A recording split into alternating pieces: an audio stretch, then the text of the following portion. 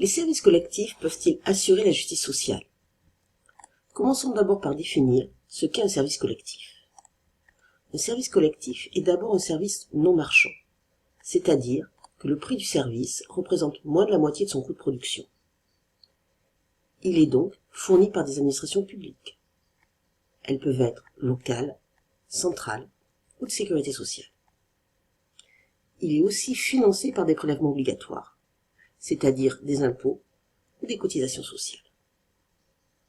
Ainsi, nous avons comme service collectif, par exemple, l'éducation. C'est un service pris en charge par une administration centrale, le ministère de l'Éducation nationale, et financé par les impôts. Ensuite, la garderie en école primaire, qui, elle, est réalisée par une administration locale, la mairie, et qui est financée par les impôts locaux. Enfin, le système de soins publics est, lui, effectué par les administrations de sécurité sociale et financé par les cotisations sociales. Quelle égalité peut être alors atteinte par les services collectifs? D'abord, une égalité des chances, quand ce service collectif a pour objectif de donner à tous les mêmes chances de réussir.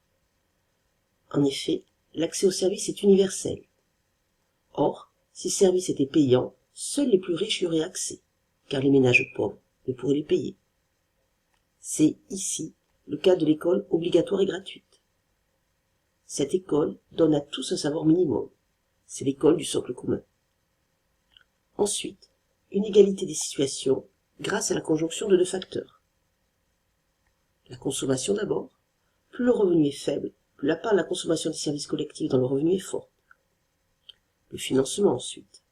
Les ménages qui ont des revenus faibles contribuent moins au financement du service collectif que les ménages plus aisés.